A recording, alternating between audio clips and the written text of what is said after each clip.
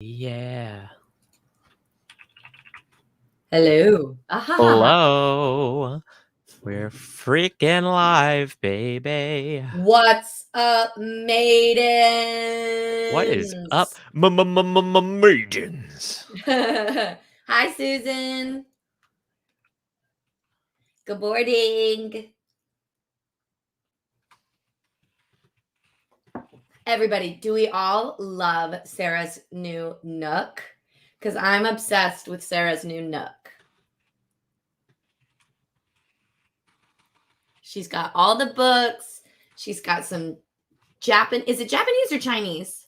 Japanese. It looks Japanese. Okay. Japanese Wheel of Time art. She's got her. Is that your original Eye of the World? Oh, you still have my original Eye of the World. Okay, sorry. That will come back to you soon. We'll trade.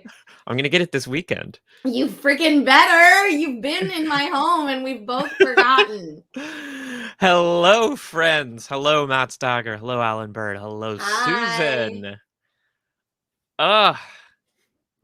What a day. What a great day. Are you It's been officially announced. We can talk about it now. No way. Are you serious? We can talk about it now. You guys, we have such a big announcement that we have not been allowed to talk about. And you're going to be the first to hear it. Ooh, but first, look at that mood lighting. Let's get that pink. Let's get that pink going. Okay, hold on. I'm changing my name. Hello, Talmanes. Hello, Ulrika. Hi. Guys. Gals. Folks. MBs. Listen. We have some big news, and this is going to be really, really fun. A lot of you have probably already seen the big news, but just in case you haven't, let me load up the pic. Are you ready? Yeah. I haven't seen the announcement yet. I didn't know it was announced. Oh, baby. That is right, Matt Stagger. Wote in theater screenings. So exciting. And this is exciting on its own, but we are even more excited to announce that we will be hosting the San Francisco screening. Us! Can you believe it? Fucking mind-blowing. Us! Me and Sarah will be hosting. Let me lean over here. Us! Yeah. We're doing that. We are hosting the San Francisco screening. So, if you're around and you want to come say hi to your two favorite maidens, we want to see you there. That's right, Marisu. Okay, so Monday, October 15th, November 15th. Monday, November 15th. Can you see how excited we are? The afternoon of Monday, November 15th. At 5 p.m. PST, they're going to be premiering the first 2 episodes of The Wheel of Time. 2 episodes. Theaters. 2 whole episodes in theaters. In theaters. Oh, but Caitlin, did you check all the areas? Because it's not just San Francisco. Not just San Francisco. Atlanta, Austin, Chicago, Dallas, Denver, LA, Miami, NYC, Philly, SF, Seattle, and Washington, D.C. And that's just the American locations. There will be international screenings as well. But if you want to hang out with us, if you want to see my top-notch Lord of Chaos Rand cosplay, you got to come to the San Francisco screening. And friends, we can get people on that RSVP list. Yes, we can get people on the list. So if you can come and you want to be there, we want you there, right? We want friends in the audience, not just a bunch of strangers. We don't want strangers. We want friends. We want people who've been putting in the work dedicated to them books. That's right.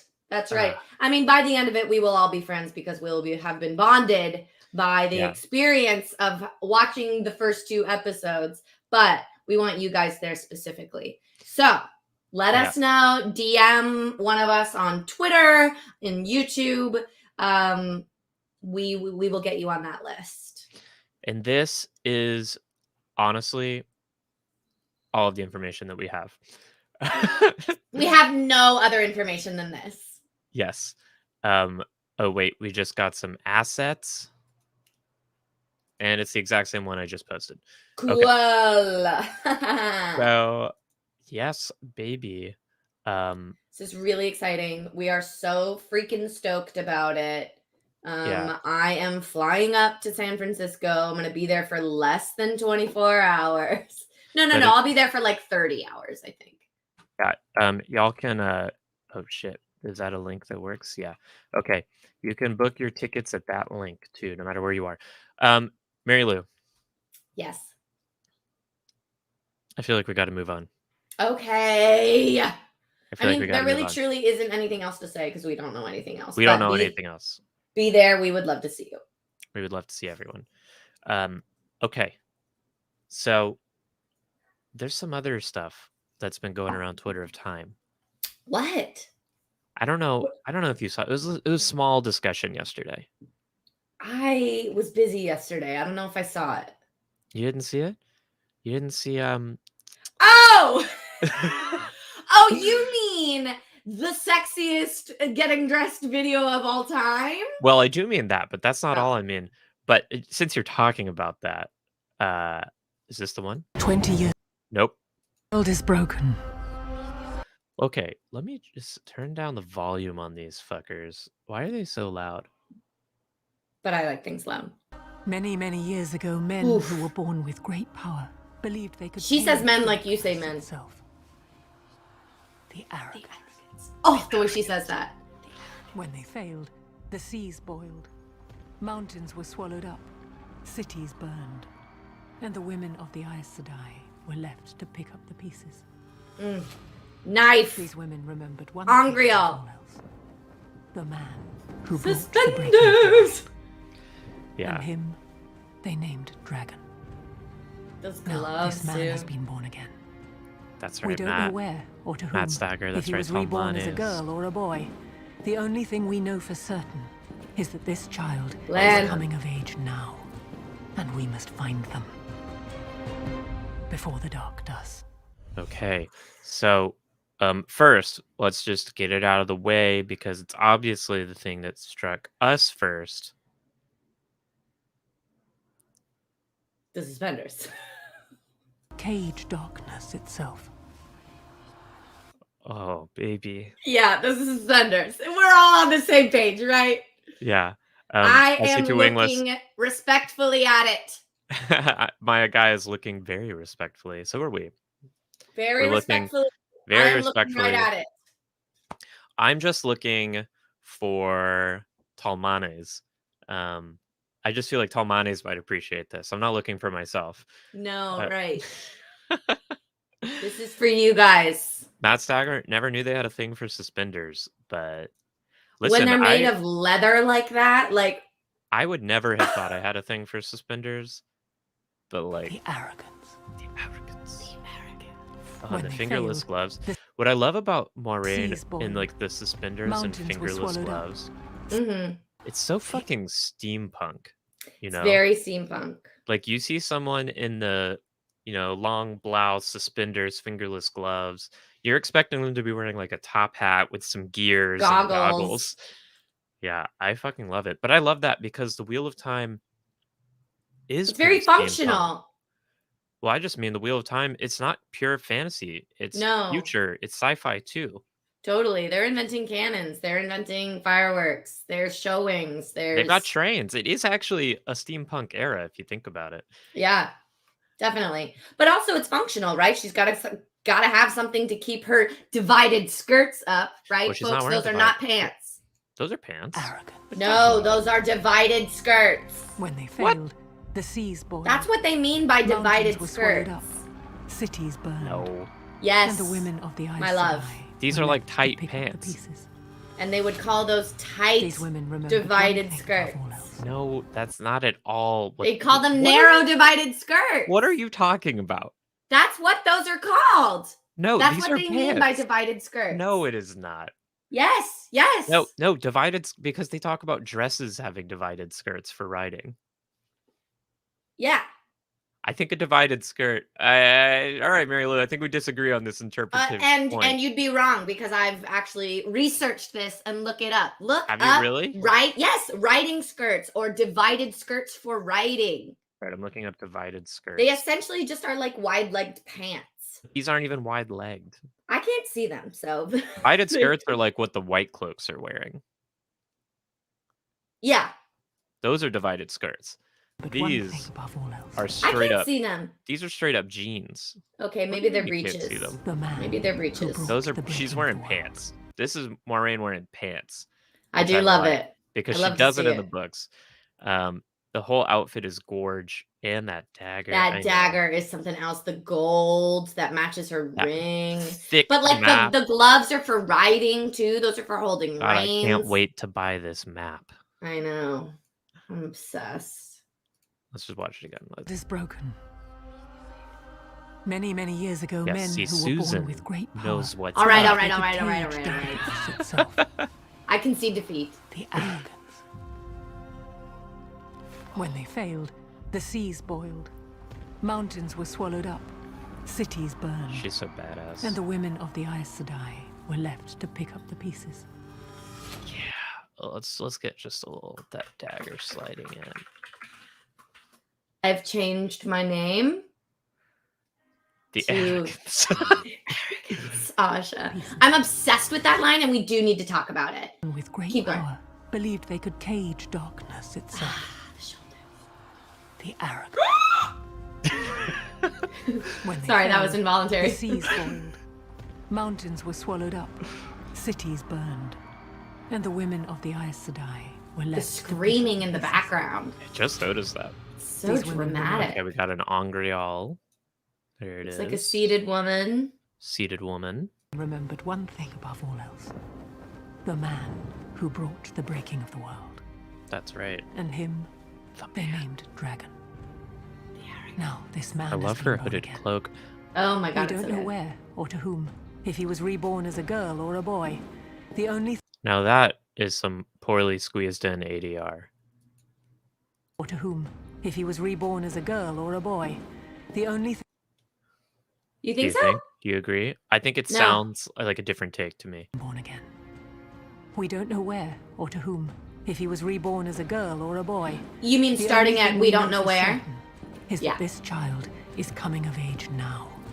And we must find them. Before I think named maybe. Dragon. So okay, so Australia, I think this might be in the show. The Prime first Video, half. Australia, New Zealand, when they posted this on YouTube, put in the description, here's a sneak peek of the first minute of episode 1. Yeah, this looks like the actual show to me. This is And the it show. sounds like it too. And then when she says we don't These women know, remembered you're right. one I thing do above all agree. else. That's a different take. The man who brought the breaking of Yeah, the world. this is the first minute of the And episode. him, they named Wow. Dragon. Now, this man has been born again. We don't know where or to Yeah. whom. If he was Completely reborn as a different take. girl or a boy. The only thing we know for certain Yeah, because she had is to that really this child squeeze this is in coming of age to fit now. the clip. And Uh-huh. we must find them Okay, before the dark does.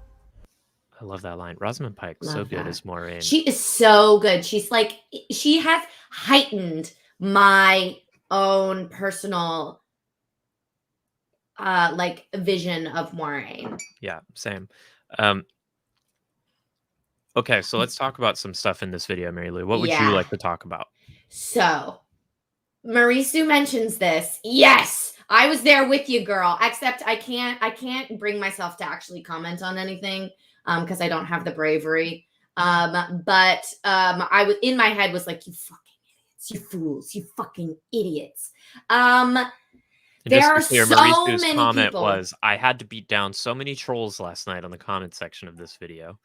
Right. So lots of very upset, unwashed folks in the comments, in the replies to this video. Okay, there's two things that they're upset about. One thing, they're really upset about Moiraine saying the arrogance of the men who tried to cage the Dark One, which, oh, that is so stupid in my opinion. We'll talk about that. And the second thing they're upset about is confirmation that we don't know if the dragon was reborn as a boy or a girl. These And two things We'll get to are that upsetting second people. topic later, but let's focus on the arrogance first. Arrogance. So people are like, how can you say that it's arrogant So let's of listen to what- Luce Theron? Let's listen to what she actually says. Yes. Many, many years ago, men who were born with great power believed they could cage darkness itself. The arrogance. Is she wrong, though? Is she wrong? But first of all, let's remove this comment because I want to see more of the video. Is she wrong? One, is she wrong? But second, she's an Aes Sedai of the third age. You guys, she's not the book narrator. She's not what we know. At the beginning of the books, you thought the same thing, dummy, because that's all we knew. Aes Sedai are arrogant. Aes That's Sedai true, are Mary arrogant, you freaking idiot. They arrogance are fits- misandrist. A little bit. People are looking at this clip of what Moiraine is saying. Moiraine saying- Sedai. This is establishing canon and the universe, and it's like, no, this is telling you what this person, 3,000 years after the breaking, believes. Who has no idea what actually happened, because nobody has any idea what actually happened except for you, because you read all 14 books. Why are you expecting? What is that? What you really want? Okay, let's envision what you say you wanted. So Moiraine gets up and she goes, Wait, let me play the video for you. Okay. Yeah, give us Play the the video, new and I'm Moiraine. gonna be the new Moiraine. This is what you say you wanted. 3,000 years ago, a group of men tried to cage the Dark One, and you know what? They tried really hard. But you know, there were some arguments, and they did fail, but they tried so hard. They were all friends, and then no, they weren't that arrogant. They were desperate, really, because there was a war and stuff. And okay, sorry, wait, back to the plot. Where am I? Are you stupid? Are you stupid? Of course they're not going to do that. What? We don't know these things yet. Yes, the reason it was just men at the boar, says Connor L, with Lucifer and Telamon, is because the Aes Sedai of the Age of Legends couldn't agree that it was the right path, so it was arrogant for them to take it upon themselves to do it. So is she wrong? No, Connor, you're exactly right. But like, also, she's not going to explain that to us because she doesn't know that. This is Moiraine Sedai. This is what not. She believes. Yeah.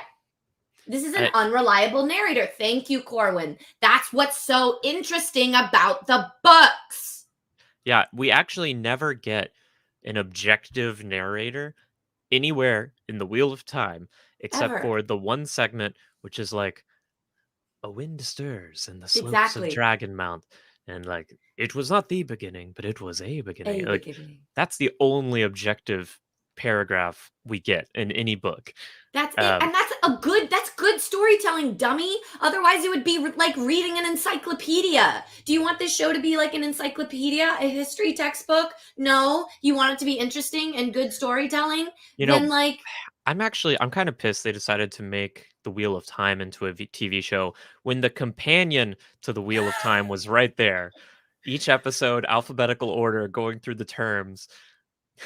That's what these dummies are saying they want when they're like, how could they say this when really in the books? It's like, are you just showing off your knowledge? Like, yeah, I know that you know that. Well, I know that too, but nobody else does. Counterpoint, Mary Lou. This is total feminazi, woke. SJW, woke bullshit, misandry. I can't believe they're forcing this agenda on a totally neutral show. I saw a tweet last night. Sarah, you're going to die laughing. I literally saw a tweet that someone was like, they should call it Wheel of Woke instead of Wheel of Time. I was like, are you, first of all, Woke of Time was right there and you missed it. History textbooks are also unreliable narrators. There are no reliable narrators. There's no Connor. objective truth. Humans don't have access to objective history. It's 100%. Kind of the entire point of the Wheel of Time. It's kind of the whole point of the Wheel of Time. Oh, fucking no. Oh my God. Siri was Siri was about to text my high school swim coach my hot take on the Wheel of Time. Okay. Thank you, Siri. Thank you, Siri. Yeah, so I'm really glad that everyone in our comments like fucking gets it. Matt Stagger says it was arrogance to try that shit without Sidar. Great. Yeah, we agree. Unreliable narrator. Caitlin says, I love it when Mary Lou loses her shit on stupid people. I can't help it. It is like truly the stupidest thing to get upset about, that Moiraine Sedai, an arrogant Aes Sedai, is being arrogant. Okay, I have something I want to play for you, Mary Lou. Okay, fine. Which it might totally challenge everything we've been saying. I love that. To be perfectly honest, you guys, I go off. I go hard, but I love to be wrong. So anyone who's listened to the audiobooks will recognize this. I don't know. I haven't listened to the audiobooks. So this is just something I wish people would pay attention to. This is an interview with Robert Jordan that plays at the end of every single audiobook. This interview. Over generations. It actually happened. And myths, they can't all be anthropomorphizations of natural events. Some of them have to be distortions of things that actually happened. Distortions by being passed down over generations. And that led into the distortion of information over distance, whether that's temporal distance or spatial distance. The further you are in time or space from the actual event, the less likely you are to know what really happened. And then finally, there was the thought about something that happens in Tolkien and a lot. So let's just play that again for the people who are upset. By being passed down over generations. And that led into the distortion of information over distance, whether that's temporal distance or spatial distance. The further you are in time or space from the actual event, the less likely you are to know what really happened. This is literally. Do you think 3,000 years is distant? It's the point of the goddamn books. You fucking dumbasses. And you don't even have to figure that out from subtext or anything, because the interview is there at the end of every audiobook. RJ himself. God. Dipshits. Talmane's heard this so many times. I know it. And I listen to it every time I finish a book. I can't not listen to it. It's so good. I've never heard it before. It's really nice. Mary Lou, did we get early screening passes? Meme Reborn, we got screening passes, and you could say we got screening passes. You could say that. Meme Reborn, would you perchance happen to be around San Francisco on November 15th at 5 p.m.? Because your girls are hosting. What? Your girls are hosting. And honestly, y'all, I would be screaming and yelling, except that my dear, sweet, wonderful girlfriend, Madhu, is in the middle of a work meeting in the room next to me, so I can't shout and jump for joy. But I listen to this every book. I can. The Wheel of Time, it is inspired by the idea of the distortion of information across distance and across time. And the consequences of that. And it is everywhere in the books. The reason people hate Gawain, and they're like, he thinks that Randall Thor killed more gays. Yeah, because he heard that. That's the information that got to him, because it was distorted across distance. Anyway, what are we hosting? We are hosting the screening. We are giving the introduction to the screening. That means we get to go up there and introduce the first 2 episodes, and we're dying of excitement and joy. We're dying of excitement and joy. We do know that we get 2 microphones. Count them. 1, 2 microphones. Yeah, baby. And can we be honest with you?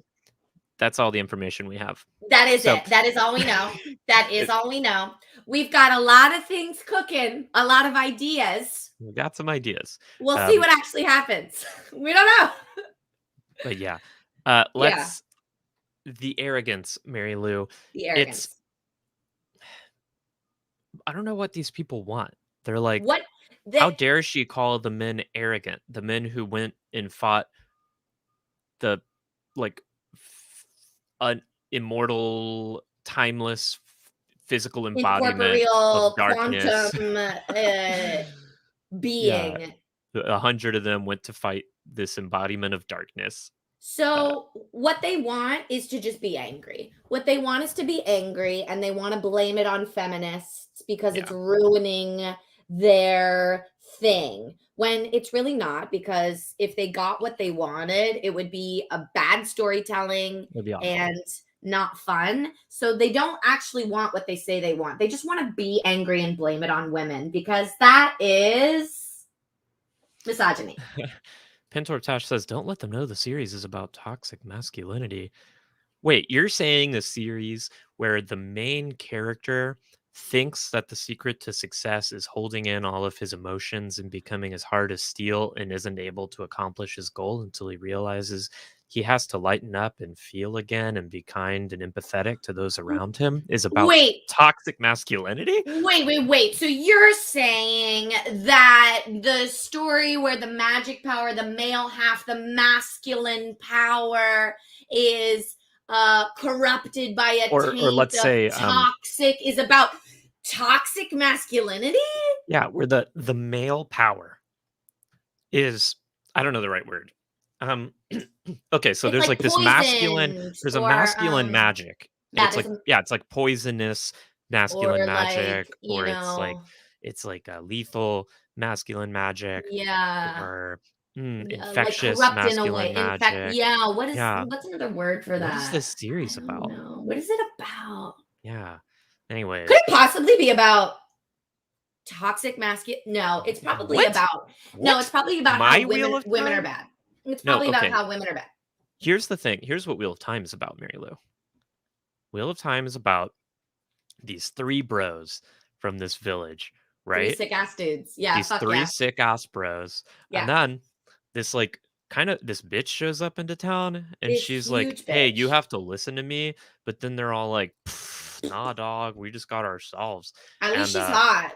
but then it turns out all these three bros each got special ways in which they're like totally brotastic. Totally brotastic and way more special than the girls who are also there, but like are super naggy and annoying. But the girls are like huge bitches.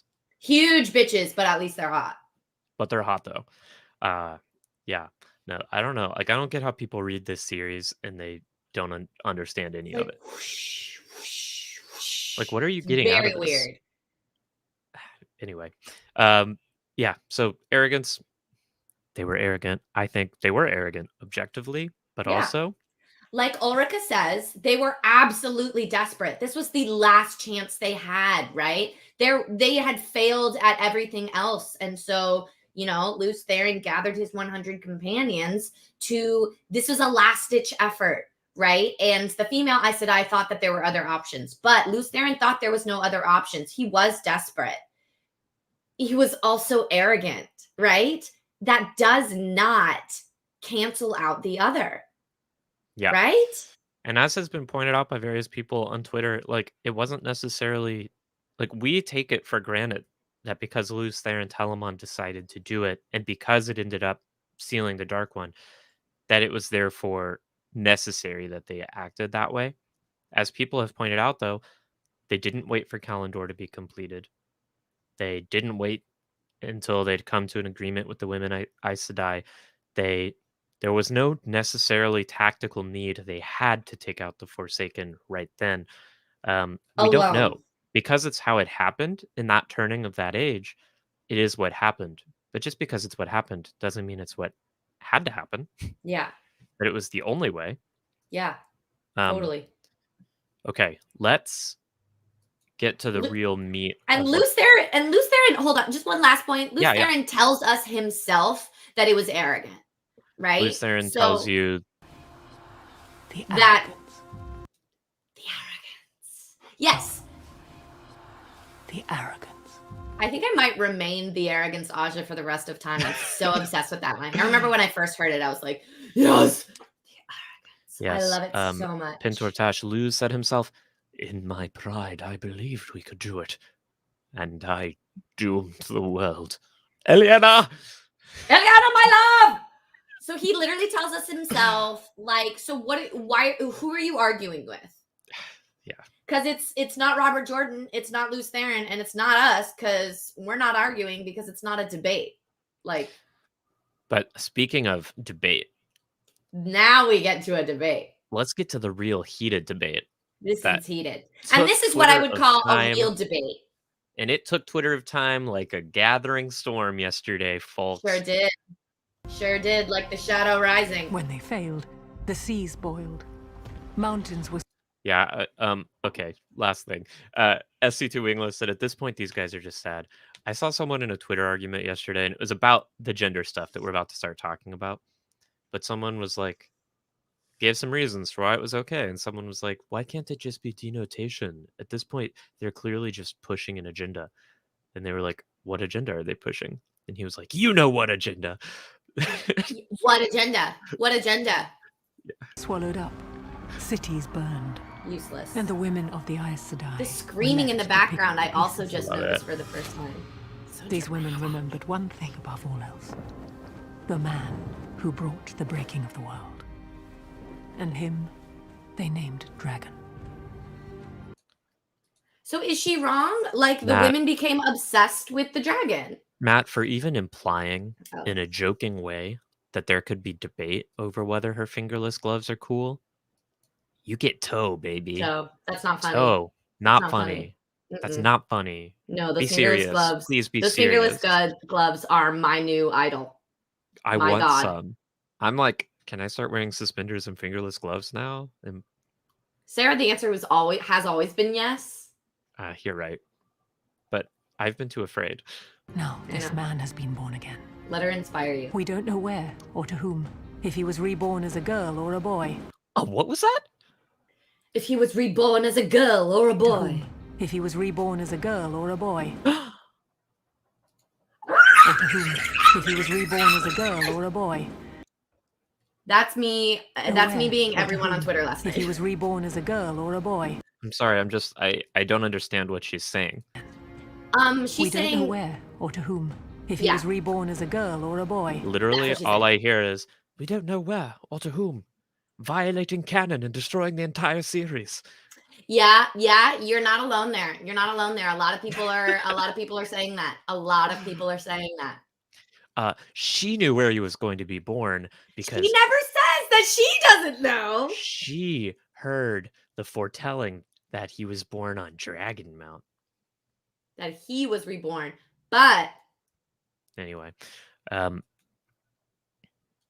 also, I don't think it changes anything in my opinion. Even if, like, they say canonically that the foretelling she heard said they, them, and never specified he or she, that doesn't change anything in my opinion. And I know a lot of people disagree with me. And that's why I'm going to call this a real debate, because it's like not based on I mean, there are facts in the book that we need to Okay. talk about in So- actual canon, but this is mostly just like opinion on what people think. Ruins the drama it for over them or this not. is fucking ridiculous. I Katie agree, Smith. Katie. I agree. And we're not big here. time. We're not here to be drama. No, We're here to have a level conversation about definitely. how to interpret this. Yeah. Okay, so literally, where did anything say that it had to be a boy? So Robert Jordan, this is where these people are coming from, and we're going to do our best to be intellectually honest Absolutely. and give the strongest case to our opposition possible, so that when we totally destroy them, it's all the more devastating. Yeah, Just fuck kidding. yeah. We're not in the interest of destruction. Right. Okay. No, totally. Robert Jordan, in an interview outside of his 4 million word magnum opus, said that the dragon is always a man. And is true. while the champion of light can be born as a woman, that person is Amarisu, and that's a different soul. And there's Yes. these two champions of the light, and the pattern champions of the spins them light. out as needed. Exactly. So champion in the light and the dragon are not the same thing. The dragon is always the champion of the light, but the champion of the light is not always the dragon. right, Does it that can make also sense, be folks? Amarisu, Can also who be is Amarisu, the basically female. the dragon champion. if the dragon had like tits. Just like a huge, like a sexy ass, like fuckable dragon. Yeah. So that is what Robert Jordan said. And in that sense, it is canon to Robert Jordan's world. To Robert Jordan's world. But there are, first of all, this turning that we're watching this TV show, it's not going to be book canon. It's going to not. be show canon. Things will be Correct. changed. Yes. Second of all, I obviously love Robert Jordan and spend all of my time thinking about this story that he wrote, but I question how important it was to him that this was part of the canon of his ontology and his world, you know? He wrote 15 books, 4 million words. That's Mhm. like 10 times the entire Shakespeare cycle. And he never established this within the books. He spent lots of time establishing the detailed silver threading on various pairs of boots, and lots of time detailing the meals that were served in inns. But it was never important enough to him to detail that the dragon had to be a man. And to me, like, you can have different interpretations of this. Maybe it just was never relevant from a POV, but I question whether this is something that was that important. But even if it was important to him, as readers, we are free to have our own understanding of the world that we love. That's true. And as creators, the people making the show are free to modify it in the way that they think best serves the ultimate product. And this is a TV show being made in 2021, not a book being published in 1990. Things have changed, and the people involved are different. This isn't the creation of one cishet guy. This is the creation of a whole team of people of all sorts of intersecting identities. And I think the idea that the dragon at like an ontological level has to be a man, I feel like it's outdated. Honestly, it's outdated and it feels like it's not in service of what I see as the poignant themes of the story. Agreed. And so then the counterpoint would be that that's why it's important, right? The whole reason they're afraid of the dragon reborn is because of the taint on Sidene. So that the dragon, when he is reborn, will inevitably go mad again and cause another breaking of the world. If the dragon reborn was a girl, then nobody would be scared of her because she Yeah. wouldn't go insane. Nobody would be scared of the dragon reborn. They'd just be like, oh, it's just another girl. No big deal. And I hear you, and I say that's insane. Mhm. I think a female dragon of the dragon reborn, which obviously we know behind the scenes, there can be no female dragon, but a female champion of the light. If there was a female dragon reborn, that would be terrifying, right? That would Yeah, be absolutely terrifying still. the dragon, people conflate the fear people have over the taint of Sidene with fear of the dragon. And of course, like, people within the Wheel of Time universe do conflate that fear. Mm, But the Karaethon cycle does not mention the dragon being mad. It does not mention the taint. The only reference to madness in the Karaethon cycle is that the dragon will cure the wounds of madness. right. Um, the dragon is terrifying because the dragon is prophesied to destroy the world. Yes. And saying that if the dragon reborn was a girl wouldn't be terrifying and so ruins the whole premise of the book. Okay, then you're saying that female channelers aren't terrifying. So you're saying Lanfear isn't terrifying. You're saying Moghedian is not terrifying. You're Well, saying Semiraj isn't and terrifying. as Pintor Tash points out, yeah, because no one's afraid of Yeah, Aes no one's Sedai. afraid of Aes Sedai. Those guys are chill. There's Chill not with Aes Sedai. an entire extremist organization that's powered by their fear of women channelers. There's not every single person we meet who isn't like a fucking nobleman. Like, So even the that noblemen being yeah. terrified of Aes Sedai.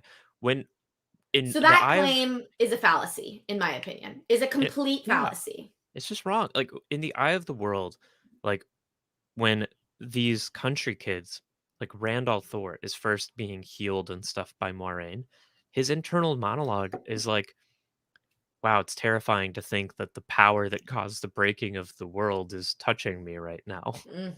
They don't even want to be healed Yeah. Ugh. because it's so terrifying. So that claim that if the Dragon Reborn was female, it would ruin the whole premise of the books because she wouldn't be terrifying is a complete fallacy and misreading of the book, either willfully or just obtusely. And Mauricio, I'm glad you pointed this out. Yes, what we're saying is we think at a narrative level, Egwene, this is a prediction, people. Oh Egwene yeah, is going to be official. the Dragon Reborn. Oh, official prediction of the Maidens. Because sorry. Oh, yeah, I was gonna say because Moiraine, who is trying to be careful and not make assumptions about what has to be true so that she can do her job as best she can, is entertaining the possibility that the dragon might be a woman in this clip. Therefore, the entire show is going to change everything. Egwene is going to be the dragon. Egwene's going to be, yeah. I still see people worrying about that. I don't get it. I still see people being like, I really hope they don't make Egwene the dragon. That would change everything. Yeah, it would. So why would they do that? They're not going to do that. That would, one, be stupid because it would change the whole premise of everything. And that's why we're watching the show, is for the premise. And two, it'd be way harder.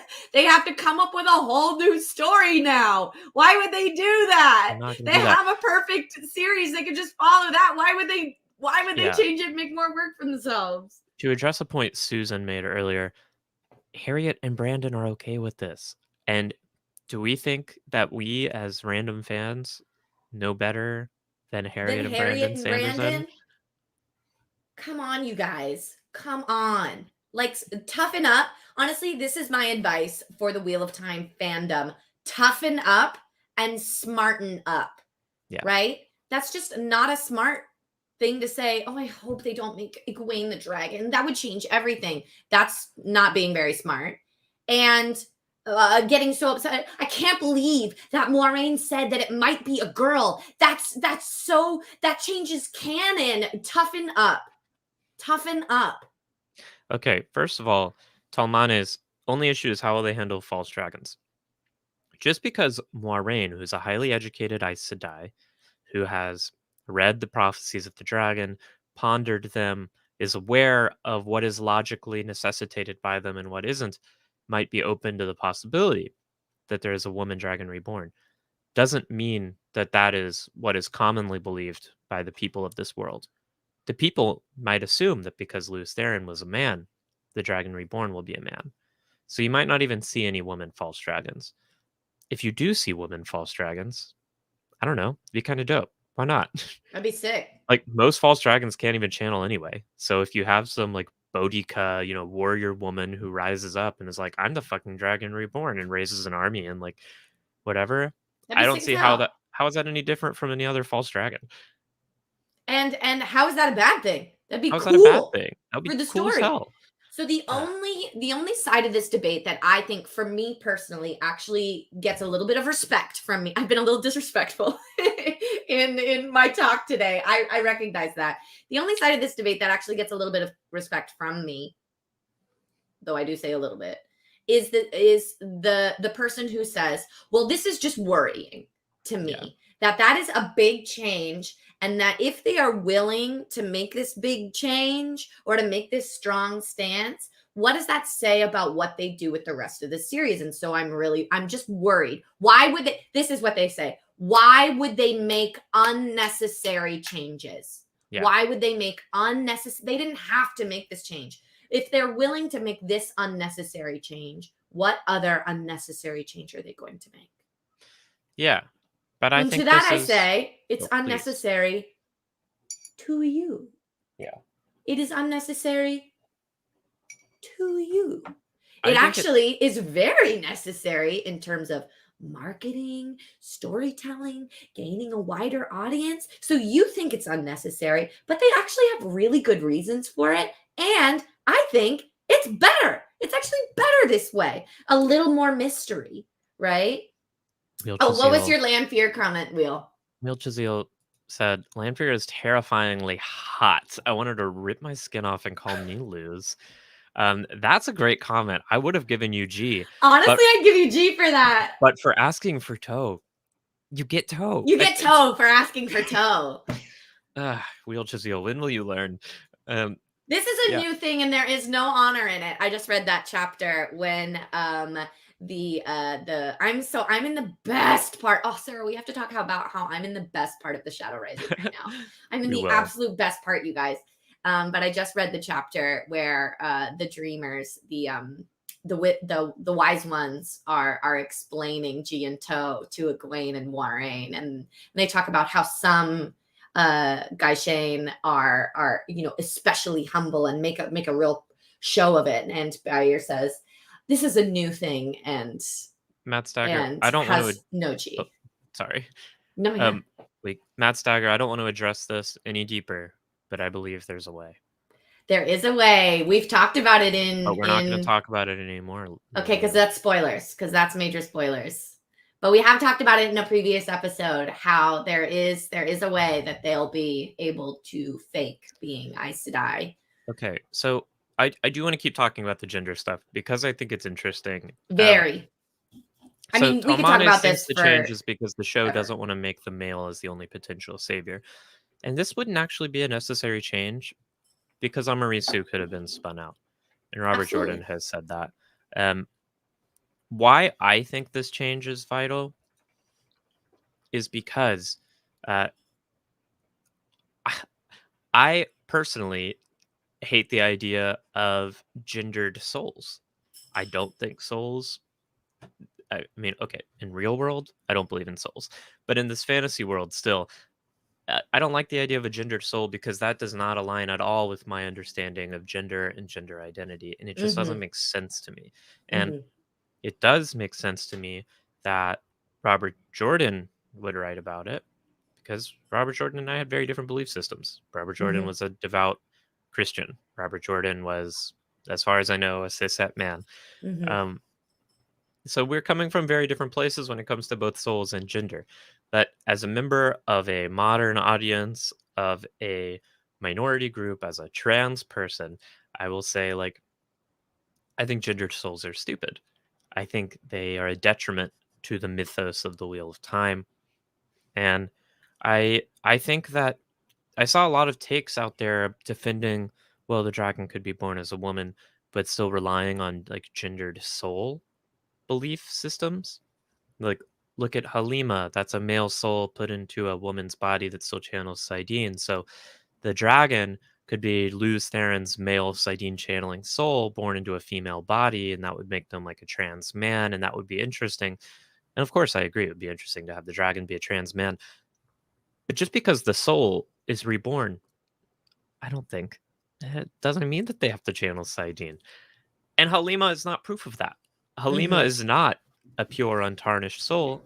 Halima is a soul with all of the same life experiences and memories and conditioning into channeling Sidene when Halima gets put into the female body.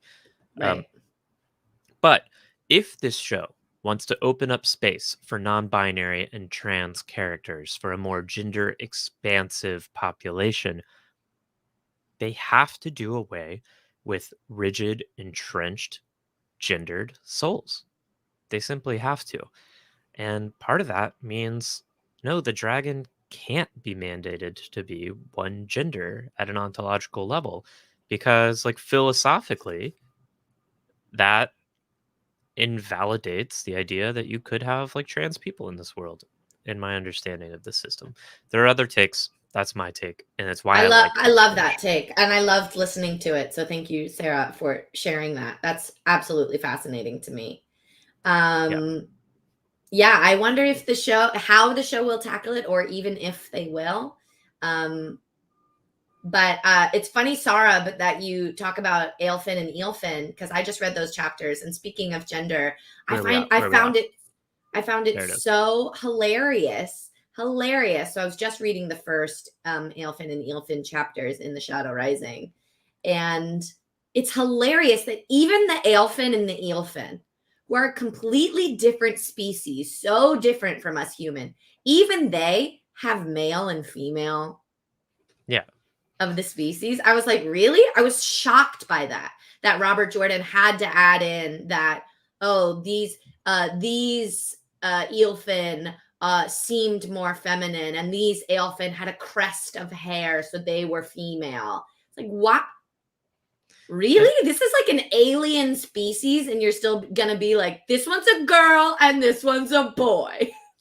It seemed silly to me. It honestly seemed silly to me. It is silly. Robert Jordan talks about in that same interview I played earlier, he talks about also wanting to explore ideas of gender and in Robert Jordan's understanding of the one power, it's more like a yin yang kind of thing where Mhm. like I always think of the one power as a singular energy that pushes the wheel. Robert Jordan though describes it as two energies that their Mm. interaction is what generates the power that drives the wheel. And one of those energies men can tap into, and one of these energies women can tap into. That's how he Interesting. describes it in this interview. But that's not what I get from the books. Yeah, the the one true source. the one power. Yeah, so I don't know. I mean,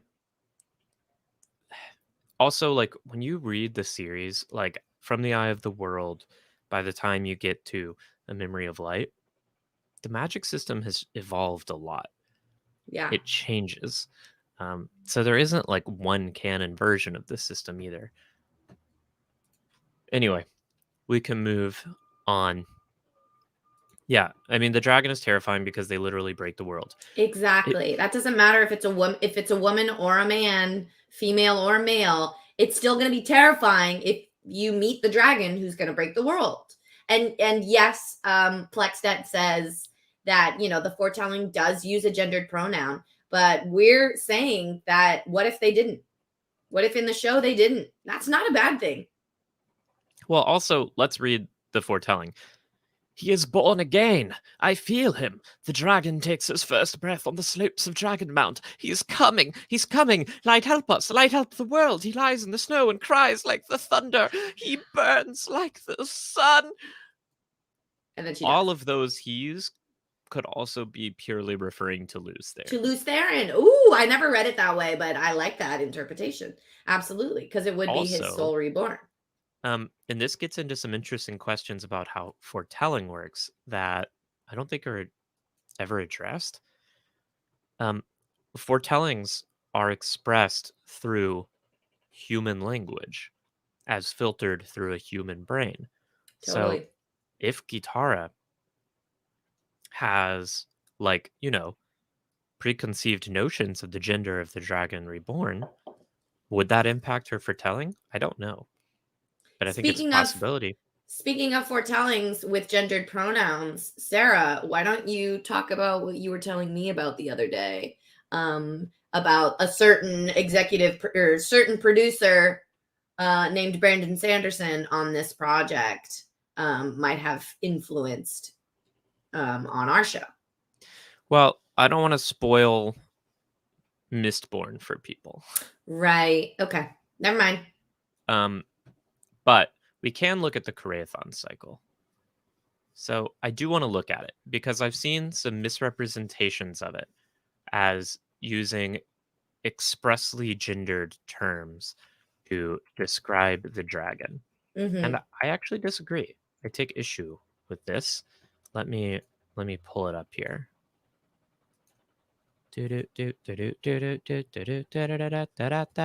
Koreathon cycle. Will you remove the comment, please? Yeah, I'll remove the comment. Yeah, I'll remove the comment. Okay. Here we go. Here we go. Let's get Koreathon-y. Yet one shall be born to Oh, face the shadow. there's no way we can read all of this. Oh, I wasn't reading. I was just reading one line of it. Because I was considering reading all of it dramatically, and then No. I was like, whoa, this is long as fuck. No. Okay. So within the Koreathon cycle, like there's a post that was on Wetlander Humor the other day, and I know it's silly to engage in discourse with memes, but the post was like pointing out how silly it is to think the dragon could be a woman, and they're like, yeah, in the prophecy that literally refers to him as a king, and it doesn't. That's the thing. The word king does not appear in the Koreathon cycle. It refers to a crown, but there are actually no single gendered words that imply the gender of the dragon reborn other than the pronouns that are used, the masculine pronouns, he, his, him. And those are all throughout the prophecy. Yes, But there are no kings. There are no references to the dragon being a man. There are no references to the dragon using Sidene. There are no references to the dragon going insane. He shall heal the wounds of madness. But you know who else healed the wounds of madness? Nynaeve. Nynaeve. Yeah. Um, it's like, yeah, he does hold a blade of light in his hands. He does use Kalendor. But, you know, the three shall be one. This is like the most male reference only because Kalendor is like a masculine, whatever, a Sidene, Sangreal. But we don't have the original Koreathon cycle. Yes. So aren't there like different versions of the prophecy? Yes. The Totally. Shan have an entirely different version of the prophecy. The sea folk have the entirely different prophecy. The Everyone Jendine has prophecy or whatever. Exactly. And we only have the common, the crude tongue version of this prophecy. I looked for it. As far as I can tell, there is no old tongue version of the Koreathon cycle out there. Oh, So interesting. all we have is a translation. And all we have in, 3,000 years after the breaking, by the time the show takes place, is a translation of a translation of a rendering of a rewriting of a transcription. The prophecies of the Koreathon cycle are from around the time of the War of Power. Mm-hmm. These are as old as the break before. They're older than the breaking. So people are like, yeah, we know that the gendered pronouns in this survived the breaking. Also, we don't know what the pronouns were in the old tongue. They could have been using gender neutral pronouns and then it got translated using male pronouns, maybe by an Aes Sedai who didn't want people to suspect women who could channel. There's a fucking helicopter outside my house. Can you hear it? A little bit. Alicia says, but Moiraine heard that foretelling and she's saying in this video that she doesn't know. And I think that might be a change, right? It might be that in the foretelling in the show, they use they, them pronouns instead of he, him. Or they do use he, him, and she interprets it as it's possible that that was referring to Luce Theron, or it's possible that that was just what the, Aes Sedai who made the foretelling said, but that she didn't actually know that it was a he, Exactly. him. And as Sarab says, in world beliefs can be flawed and outdated, and they all are, is the thing. No one in this world has complete knowledge of how the world works. Yeah. In fact, we know that they don't know. Mm-hmm. Anyway. And Okay, then we Plex can said move is on. playing Shaitan's advocate, and it's very funny. Okay, sorry. Playing Shaitan's advocate, all genders are the same when it comes to the true power in the Great Lord. The Betrayer of Hope has some valid points, and the Dark One's offer during Tarmangaidon was relatively compelling. That's true. We definitely need Shaitan's advocates, or we're at risk of becoming Love unbalanced Shaitan's advocate. ourselves. Yeah. And Yeah. Orica makes a great point that if the old tongue is gender neutral or written in or another language that is gender neutral, then the translation we read is an imperfect translation, which is a really important point. And then Pentor Tash says, isn't there a part that refers to him as the Prince of the Morning? And I'm pretty sure that was just a nickname for Luce Theron. Yeah, there actually is not. The word prince does not. I just did a control F. The word prince is not in the Koreathon cycle. Yeah, I'm pretty sure that was just a nickname for Luce Theron in his own time. It said he shall be born of the dawn. Like the unfettered dawn, like the breaking dawn, twice dawns. There's no morning. Yeah. Anyway, Yeah, because non-gendered languages exist. Absolutely. non-gendered languages exist. And I made that point on Twitter yesterday, and someone was like, well, isn't the old tongue gendered? Like, we have proof. And they pulled out some words from the companion, which were gendered. Like, the companion lists the word sar, which supposedly means she. Mm. And I get it. Like, the companion was put out by Harriet, but it was put out after the book. I couldn't find any old tongue sentence that makes it into the book that uses a single gendered pronoun. Personally, I could definitely be wrong. I don't have like a complete compendium of every old tongue. Right. And the companion also listed some other things, like it listed Dean and Dar as masculine suffix and feminine suffix, but those like barely appear in the old tongue at all. Like Dean also means brother, and yeah, the only old tongue words that end in Dean are like Gaidin, which also means like weapon brother for warder. It doesn't have to be a masculine suffix. And Yeah, like, because we what, know that because Birgitte is a Gaidin as well. yeah, and You what know? word ends in Sidar? It means in dar, except for Sidar. The only other words that end in dar are like Shadar and all the shadow related words, which I don't think are related to feminine. I don't know. I Oh, question nice. I question the canonical nature of the companion on Old Tongueness personally. Right. It also says Bella survives the last battle, even though the books say that she doesn't. So, like, there are points of contention between the books and the companion. Right. Okay, it doesn't matter.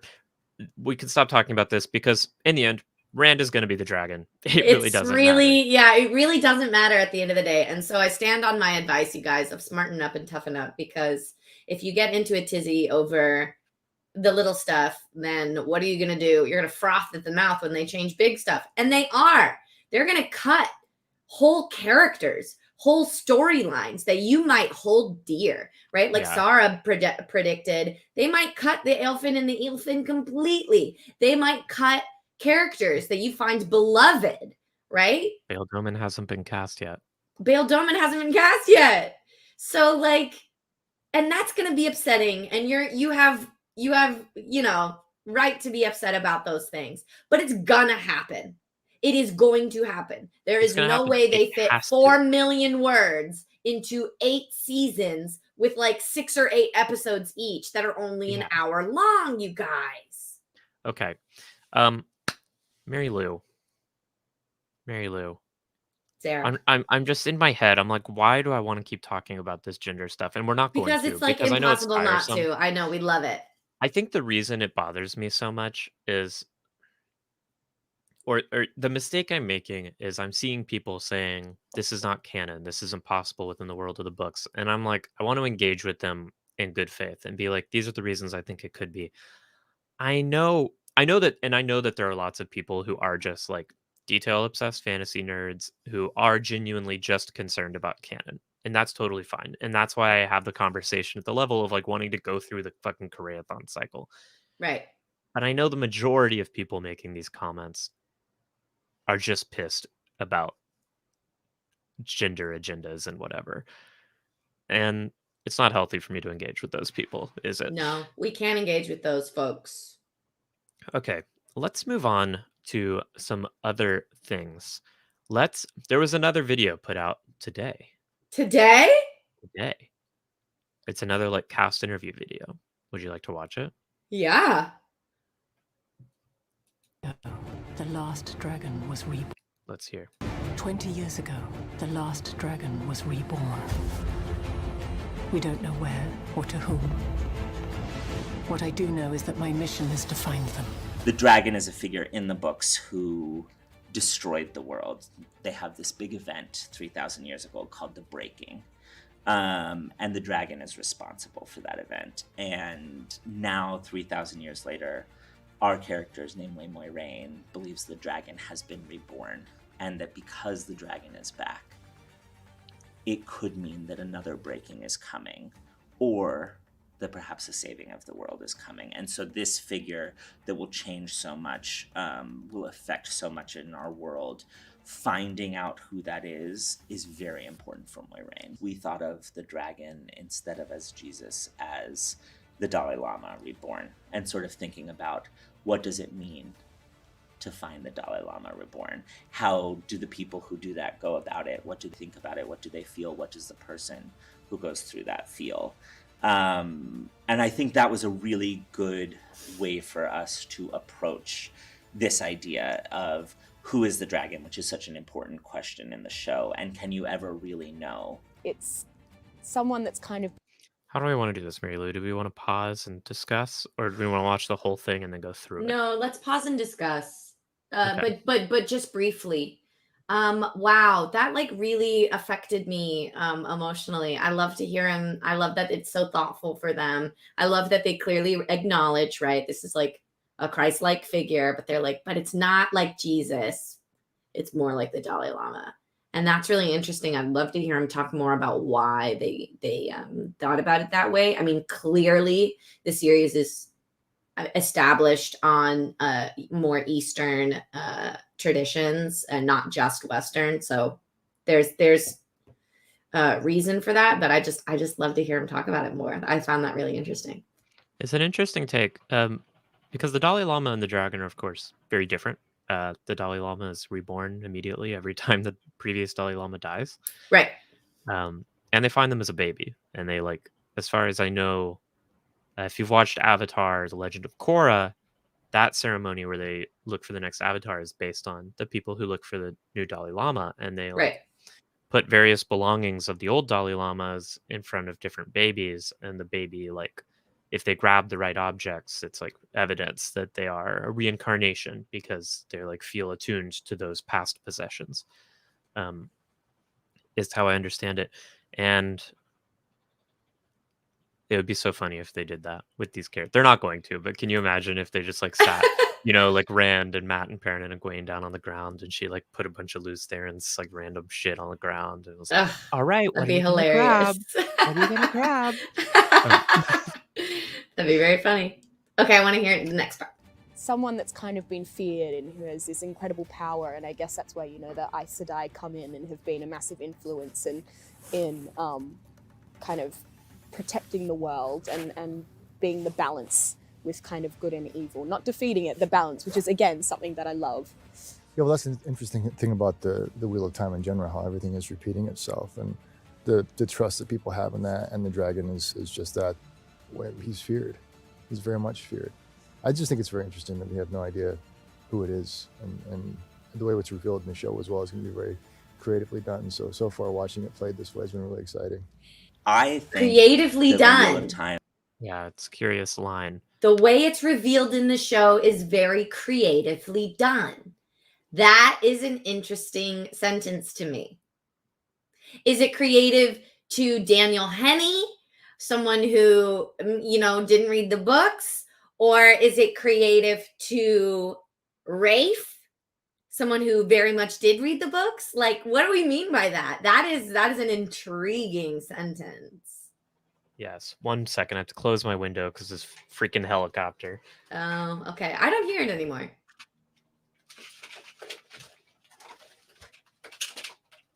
Zabra Sadai, I see your comment that I'm more concerned that the 2 actual clips we've gotten from the show have been a little melodramatic and cheesy. Like, yeah, we can definitely talk about that.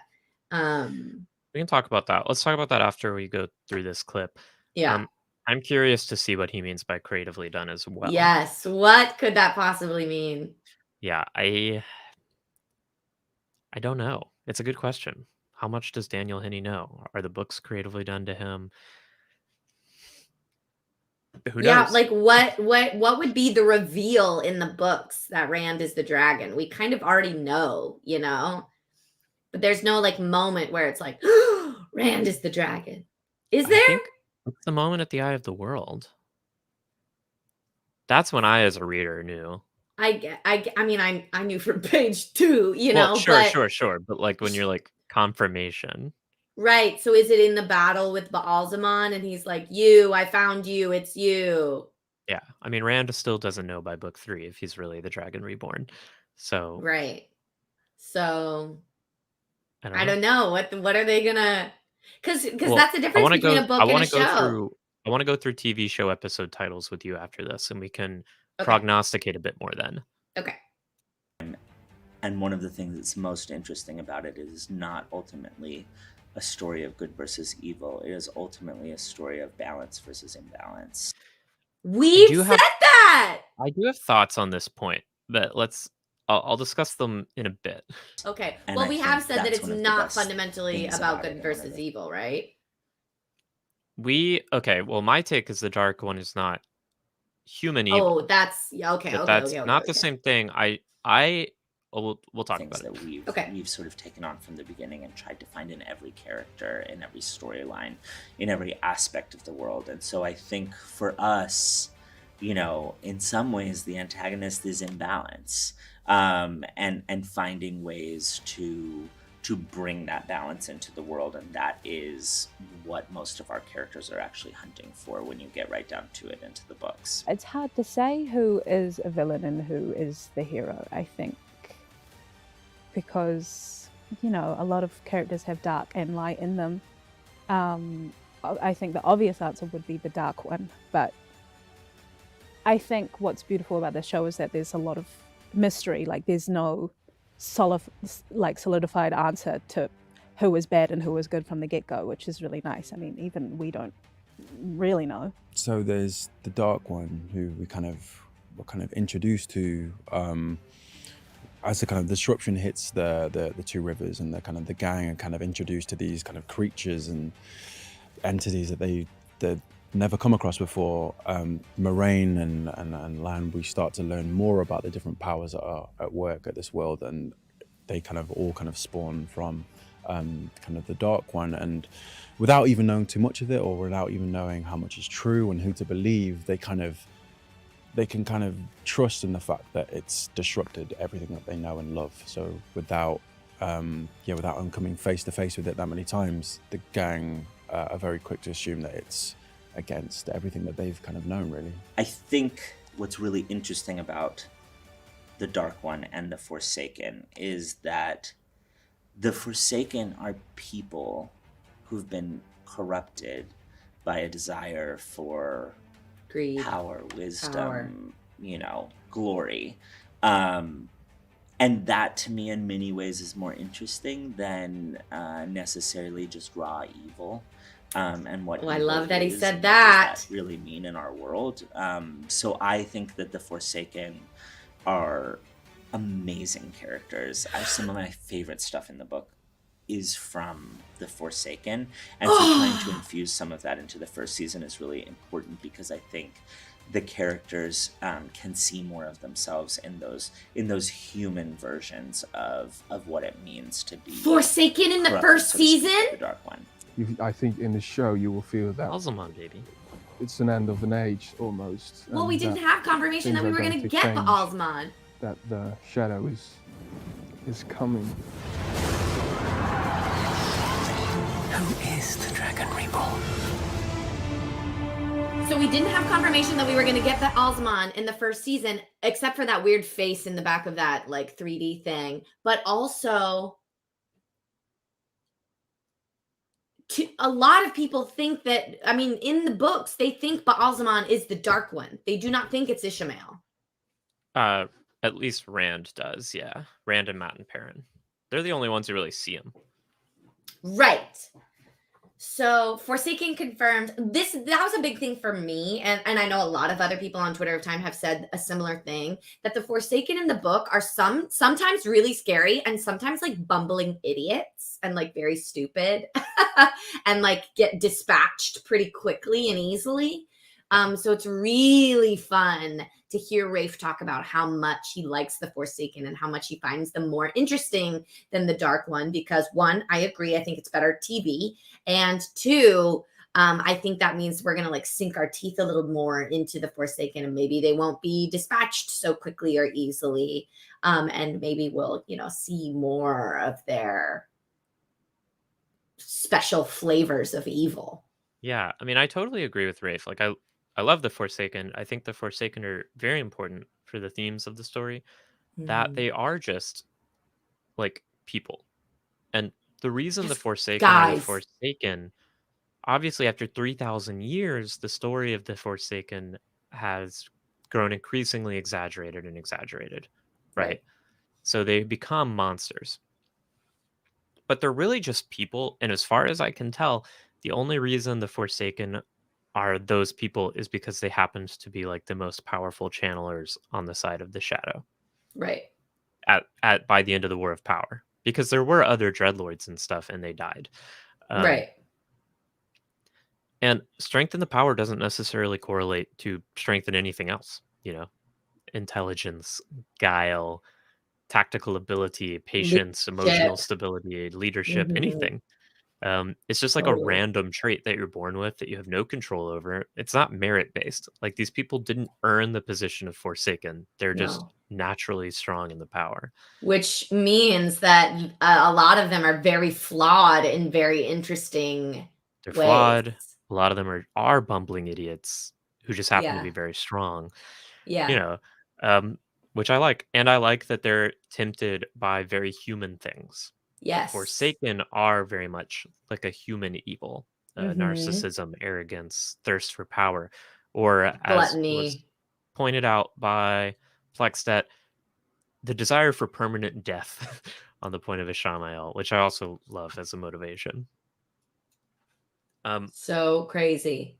And I'm very But excited. yes, like MJ Daniel and like Tom Honest are saying, I see this as them upping the threat level of the Forsaken, like the White Cloaks, right? I had no idea they could make the White Cloaks be so sinister and so threatening, right? And they've always been bad guys, but now they are bad guys. Yeah, Ulrika, there were other like Forsaken tier people who just didn't survive the War of Power. I didn't know that. There's an intelligence aspect to channeling, though, the science side, I guess. There is and there isn't. There is an intelligence aspect to how you can use channeling, but it's also been said that just strength in the channeling directly correlates to how quickly you learn a weave, just naturally. You can think of it like there's different kinds of intelligence, right? So you Mhm. can think of it like kinesthetic intelligence, where you can have people who are extremely athletic and who can watch someone do a certain physical activity and pick it up immediately because they are extremely kinesthetically intelligent. But they're going to, they're not necessarily going to do well in school, and they're not necessarily going to do well in like a logical debate. They could, obviously. It's just that those intelligences aren't necessarily correlated. And I see channeling intelligence the same way. Like, Mm. Nynaeve can pick up a weave like that, not because she's just generally smart, but because she has a very high, like, channeling intelligence. And she also is very smart. Right. But, Yeah. like, Egwene and Nynaeve, Egwene, I think, is just as smart as Nynaeve, but it's harder for Egwene to learn a weave because she's not as, like, channeling intelligent.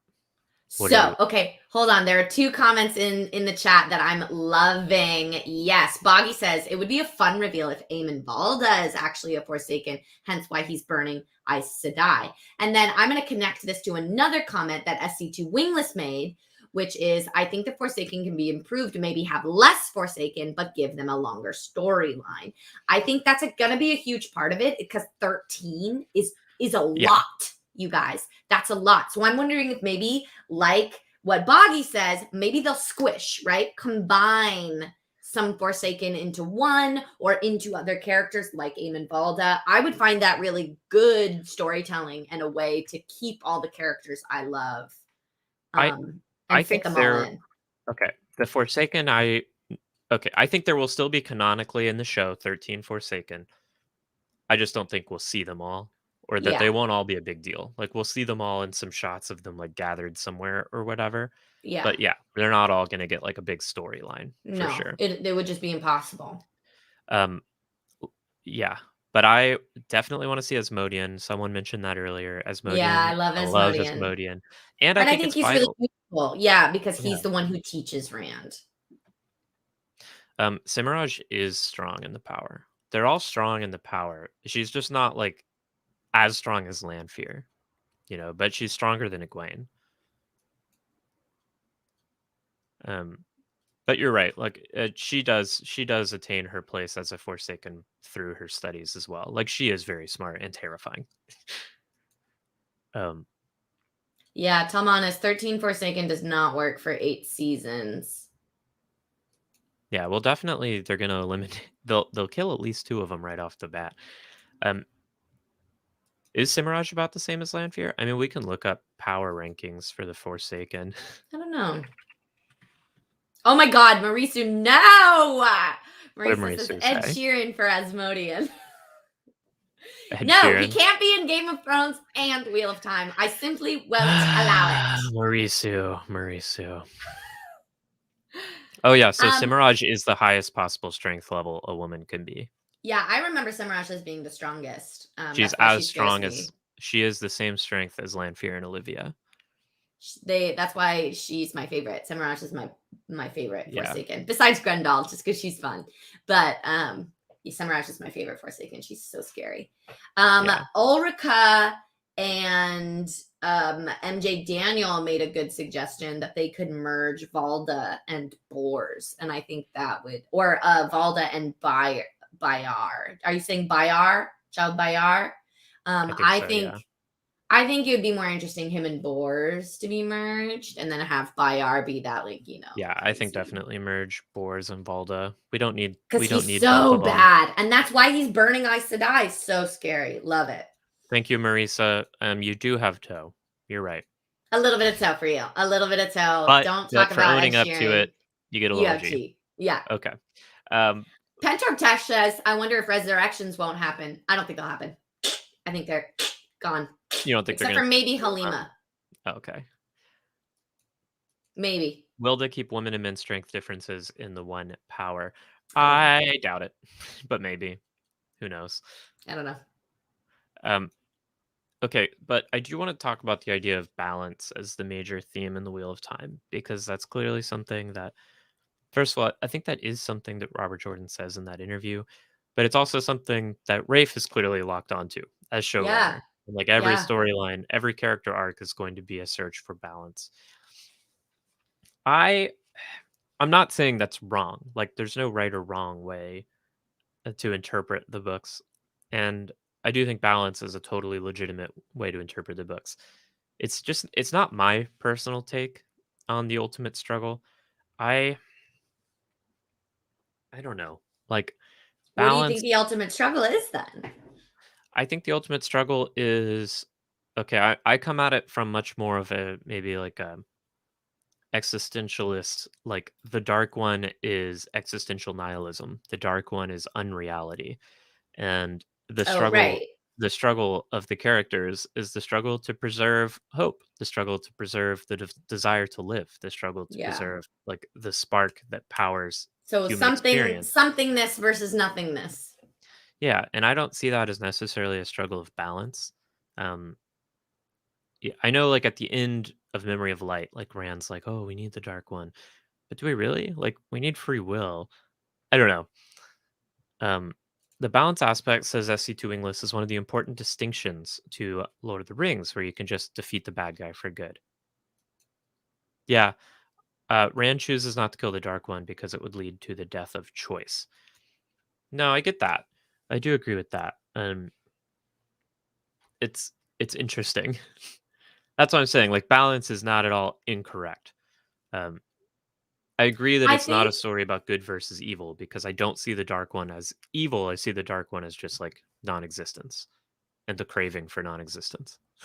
Sure. I don't know if the showrunners would agree with you. I'm not saying that I don't agree with you. I think that I love that interpretation of it. The showrunners might just say the dark one is evil, instead of nihilism. Who knows? We don't know yet. But I do think the balance thing is very interesting when we think about the metaphor of a wheel, right? Like literally how you have to get your tires rotated and balanced, because if a wheel turning is not balanced, it will run itself off a track. Like that's pretty interesting to me. I don't know. I guess I'm just like a little skeptical overall of, and maybe this is just like too much me being informed by having existed in an American political context for the last few years, but like I question the value we put on moderation, and maybe balance sounds a little bit like both sidesism, right? does It's like to we me, need right? both sides. We need Democrats and Republicans to hold hands and then Right. everything will be better. And it's like, no. Only one side wants everyone to die. Yeah. And because like I just need to reread Rand's struggle with the Dark One again, and it never made sense to me, right? Like if he's totally sealing the Dark One outside of the pattern, so the Dark One cannot touch the pattern anymore, cannot influence anything.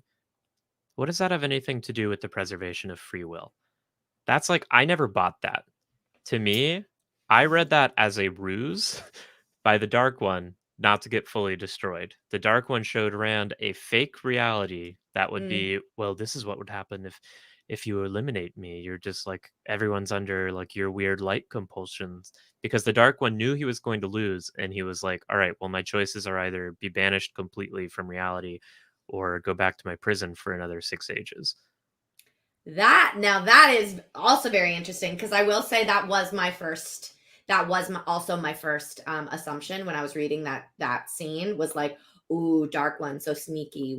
And then Rand was like, you're right. it would. And I was like, oh, okay. And I just took that at face value that like, oh, if we did just, I guess they said that if you destroy the Darkland, then that's what it would be. Oh, okay. I guess that's true. And Rand made the right choice, but who we only have knows? Rand's interpretation of it. Like Rand Right. Rand is the dragon, but Rand's just a guy. Just and a the guy. dragon makes mistakes. See, lose Theron. I don't know. I kind of, yeah. Interesting. Anyway, that's just my take. I'm not saying this is a bad take at all. Like, it's just a different theme. And my take is obviously very personal and related to my own personal experiences. But I want to talk about TV episode titles. And these have been out for a while, Mary Lou. Okay. I can't stay too much longer. I can't stay too much longer. Okay. How long you got for us? 10 minutes. 10 minutes. We can do it. Yeah. Okay. So we've been making a lot of predictions Yeah. with this information out there, but we've been like not wanting to look at it. But I think it's time. I think it's time to look at the episode titles. I think it's time.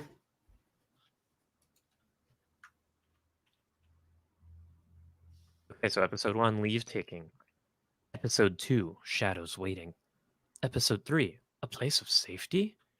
Episode 4, The Dragon Reborn. Episode 5, Blood Calls Blood. Episode 6, The Flame of Tarvalin. So, do these titles make you want to... So we had been predicting Randall Thor, Tarwin's Gap, Randall Thor's Dragon Reborn would be the end of season 1. Do you want to modify that prediction?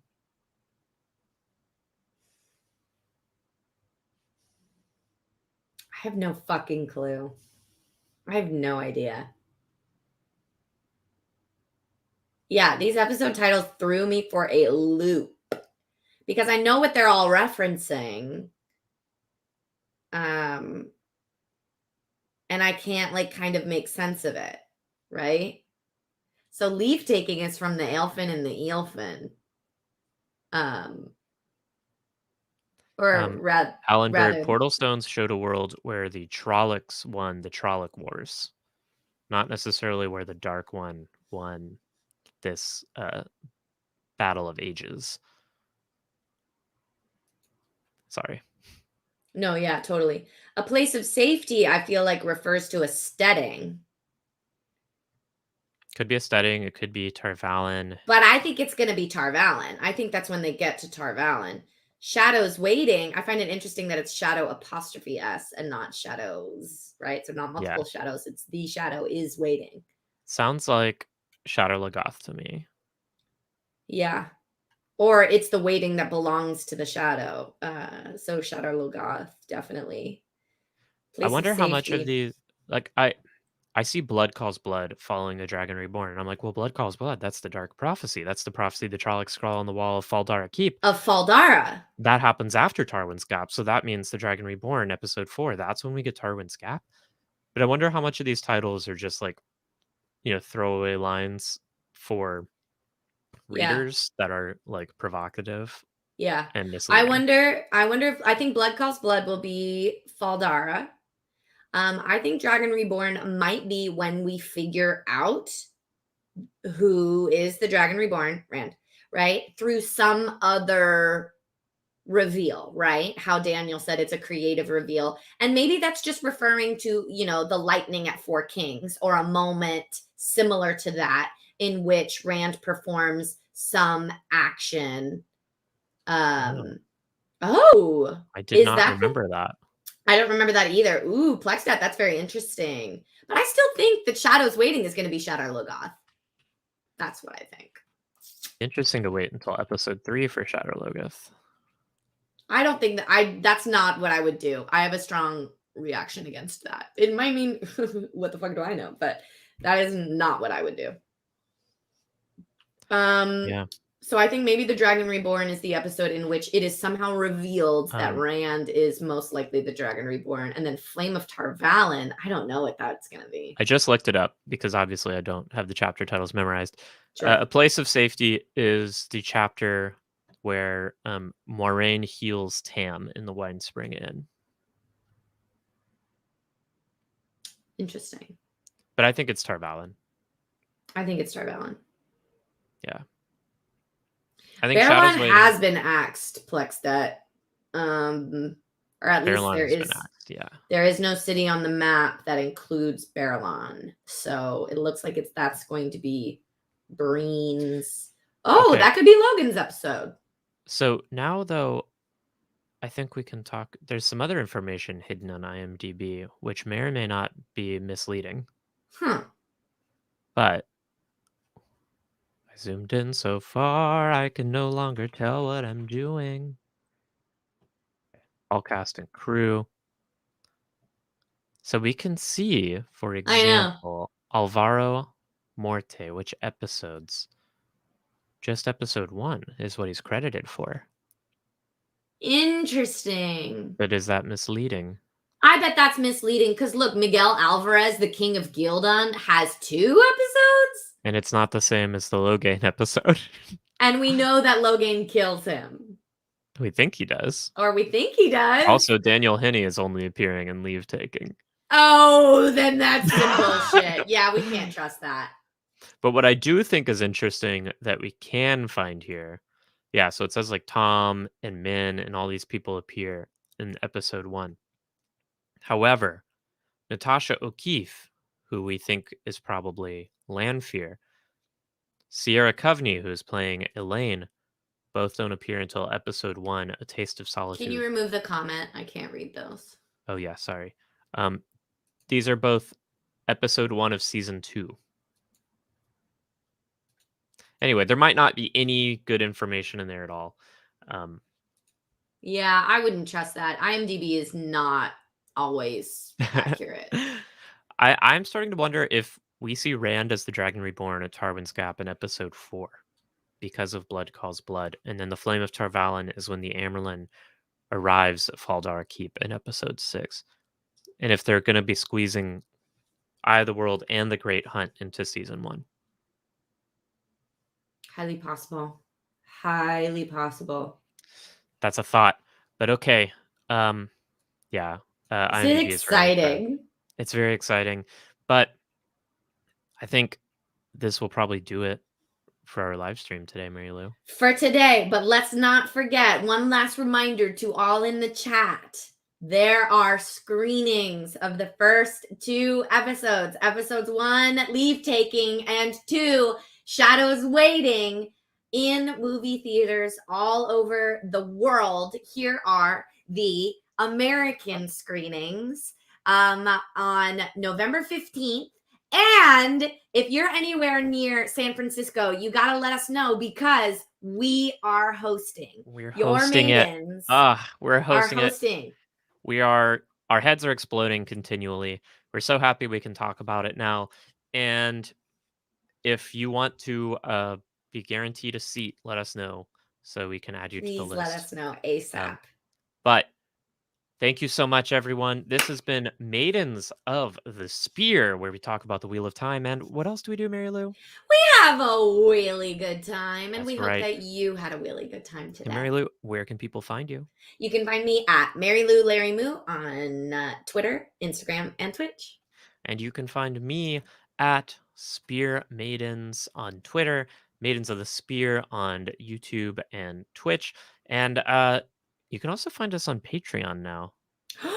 Exciting. So if you feel like contributing, we would be appreciative, but also not necessary.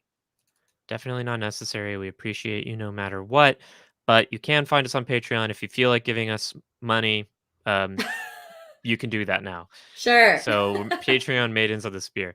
But thank you so much for joining us, everybody. We hope you all had a really good time. We love you so very much. May you find just eternal happiness and satisfaction. That's right. Bye now.